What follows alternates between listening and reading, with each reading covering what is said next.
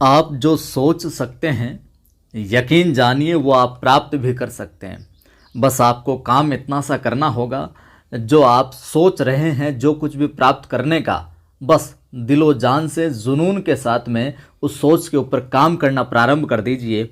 यकीनन वो चीज़ आपको है जो अवश्य मिल जाएगी। नमस्कार, जय हिंद। मैं हूँ आपका दोस्त कवि आदि गणेश।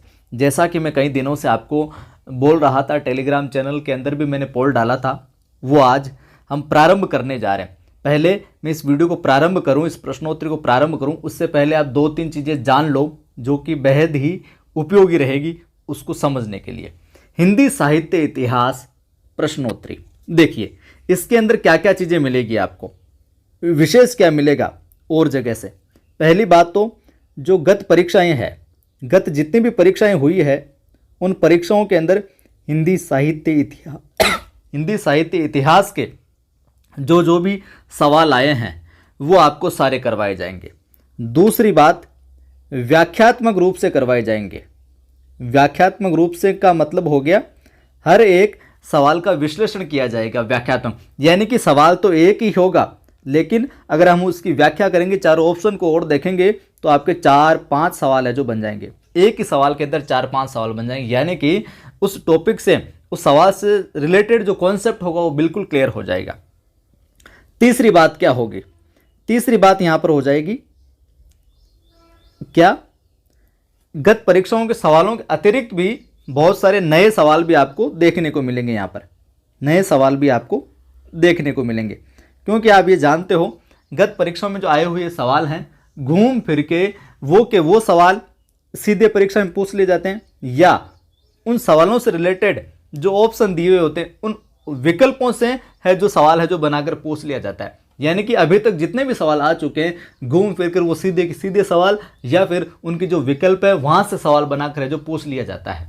और तो मेरा प्रयास रहेगा गत परीक्षाओं में आए हुए तमाम जो सवाल हैं उनको करवाने का, साथ ही नए सवालों को, और वो भी व्याख्यात्मक रूप से। तो एक सवाल के साथ आपके 4-5 सवाल हो जाएंगे। ठीक है, अब आपको क्या करना है, चाहे आप ग्रेड फर्स्ट की तैयारी कर रहे हो, चाहे फर्स्ट ग्रेड की तैयारी कर रहे हो, चाहे सेकंड ग्रेड की तैयारी कर रहे हो, या और अदर कोई भी कंपटीशन दे रहे हो, राजस्थान के बाहर यूपी पीजीटी टीजीटी वगैरह, केवीएस वगैरह, एनवीएस वगैरह, इन सब के अंदर ये वीडियो है जो महत्वपूर्ण होने वाला है।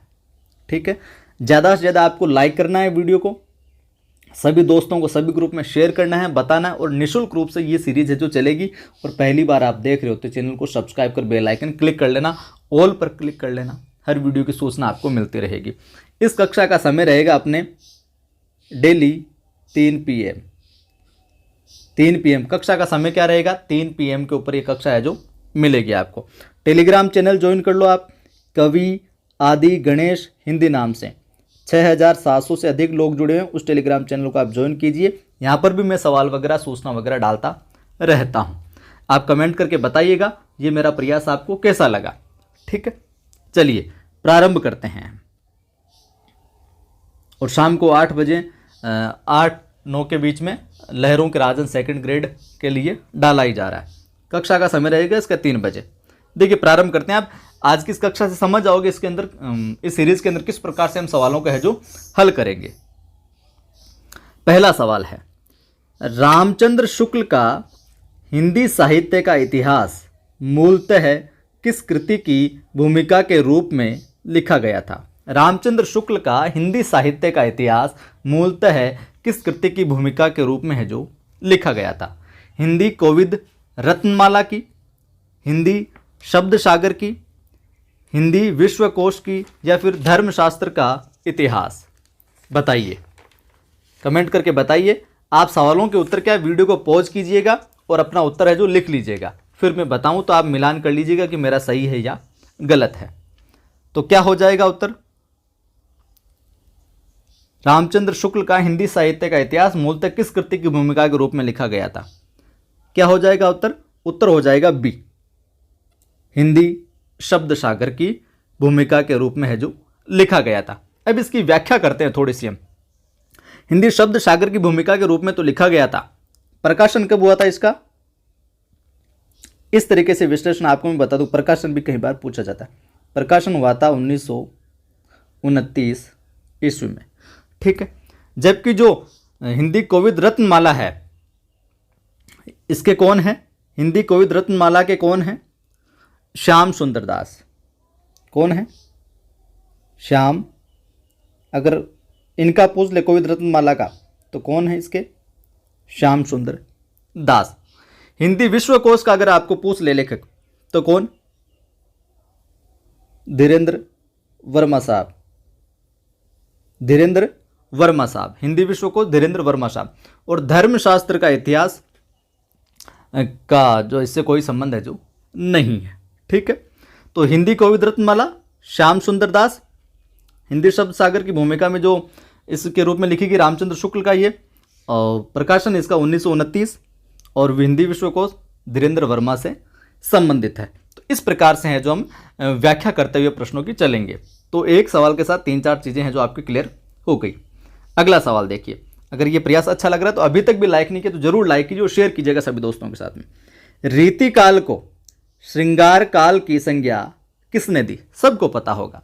रीतिकाल को श्रृंगार काल की संज्ञा किसने दी, रामचंद्र शुक्ल ने, पंडित विश्वनाथ प्रसाद ने, डॉक्टर नगेंद्र ने, या फिर मिश्र बंधुओं ने, बताइए।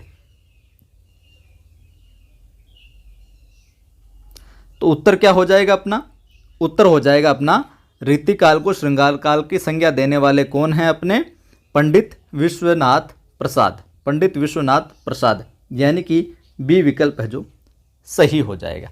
अब ध्यान दीजिए आप, अब ध्यान आपको देना है जो अपने यह है मिश्र बंधु साहब। मिश्र बंधु ने क्या कहा, अलंकृत काल। मिश्र बंधु ने क्या कहा था, क्या नामकरण दिया था रीतिकाल को, अलंकृत काल, अलंकृत काल। रामचंद्र शुक्ल की हम बात करें तो सीधा ही कहा इन्होंने रीतिकाल।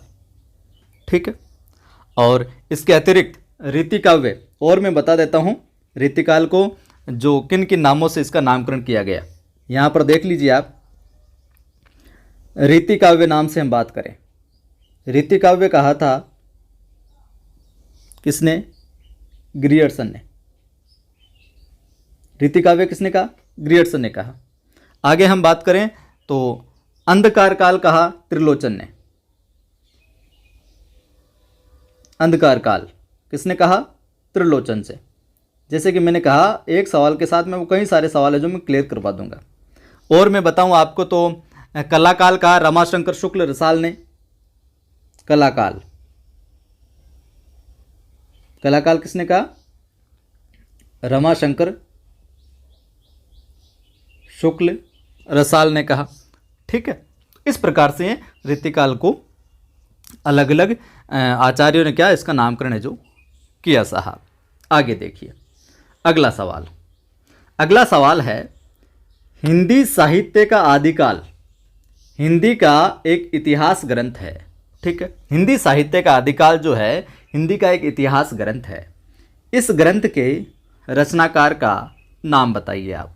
रामचंद्र शुक्ल, नलिन, विलोचन शर्मा, हजारी प्रसाद द्विवेदी, रामविलास शर्मा। बताइए क्या हो जाएगा उत्तर, हिंदी साहित्य का आदिकाल। उत्तर हो जाएगा सी, हजारी प्रसाद द्विवेदी।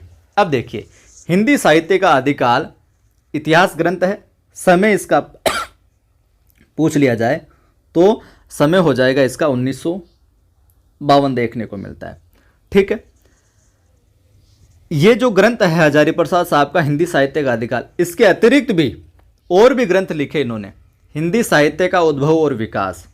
और ग्रंथों की हम बात करें तो कौन कौन से ग्रंथ हैं, इनके 3 ग्रंथ हैं जो पूछे जाते हैं, हिंदी साहित्य का उद्भव और विकास, ये भी पूछा जाता है, और हिंदी साहित्य की भूमिका, एक ग्रंथ और था हिंदी साहित्य की भूमिका।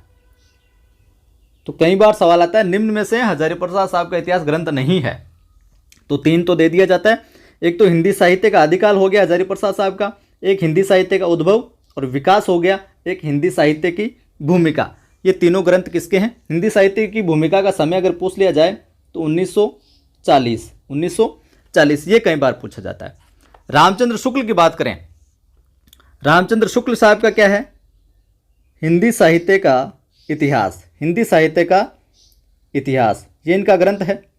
इसका समय आपको पता ही है, अभी मैंने पूर्व सवाल में बताया था 1929 देखने को मिलेगा आपको।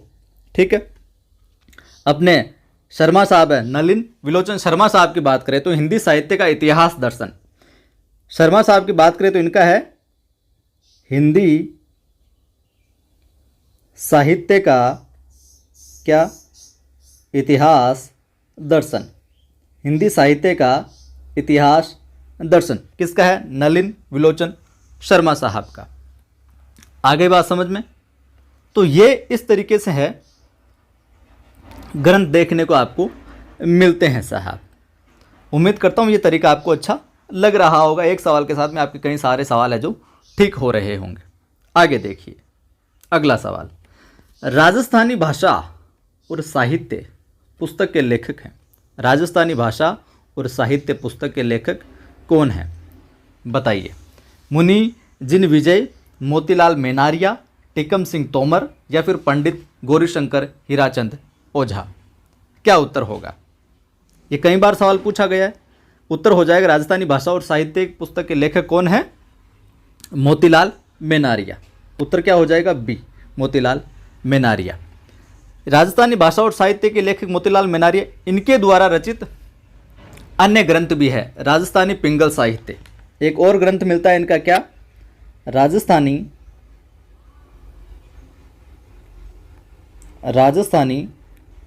पिंगल साहित्य, राजस्थानी पिंगल साहित्य। ठीक है, जबकि जो टीकम सिंह तोमर है, अपने टीकम सिंह तोमर, इनकी जो रचना वो है हिंदी वीर काव्य। हिंदी वीर काव्य के लेखक कौन है? टीकम सिंह तोमर। मैं बता देता हूँ, हिंदी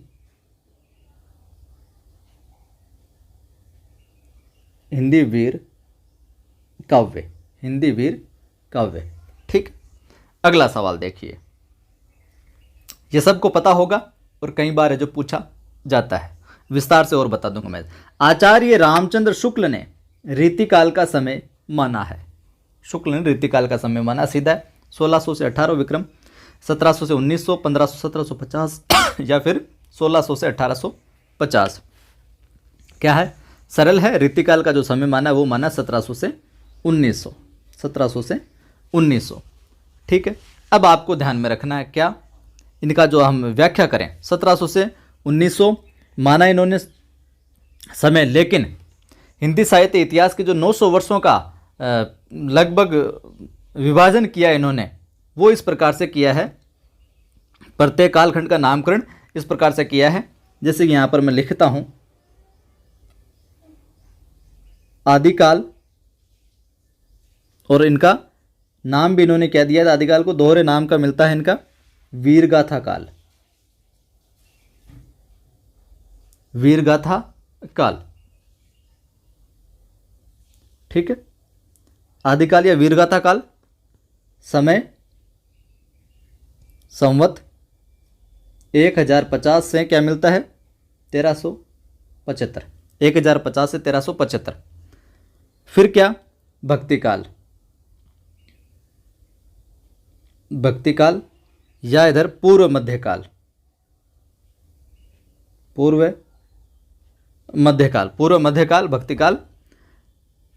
समय मिलता है 1375 से क्या? 1700 विक्रम संवत। ठीक है, फिर क्या? उत्तर मध्यकाल यानी कि रीतिकाल। लिखावट में मत जाइएगा, जल्दी जल्दी बता रहा हूं आपको मैं।